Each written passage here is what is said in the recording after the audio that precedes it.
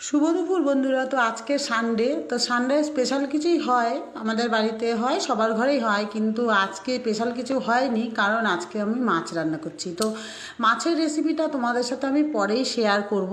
তো আমি এখন আলুগুলো লাল লাল করে ভেজে নিয়েছিলাম, নেওয়ার পরে এর মধ্যে কী মশলা দিয়েছি বলো তো? আদা আর পেঁয়াজ বাটা আর টমেটো, শুকনো লঙ্কা দুটো।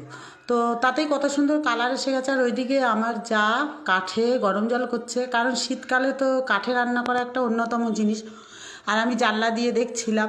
আর এদিকে আমি আলুগুলো লাল লাল করে ভেজে মশলার মধ্যে দিয়ে দিয়েছি। মশলাটা আগে আমি কষিয়ে নিয়েছিলাম, তারপরে এই আলুটাকে দিয়েছি, তারপরে ফুলকপিটা দিলাম, ফুলকপিও আলাদা ভেজে নিয়েছিলাম, নিয়ে তারপরে আমি একটু ঢাকা দিয়ে দিয়েই করছি।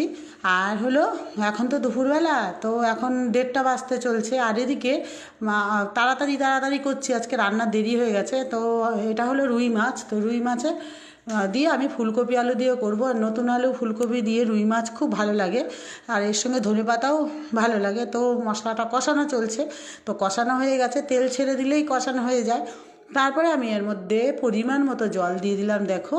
তো একটু ঝোলঝোলি করব, কারণ রুই মাছের তরকারি বা রুই মাছের ফুলকপি দিয়ে একটু ঝোলঝোলই বেশি ভালো লাগে।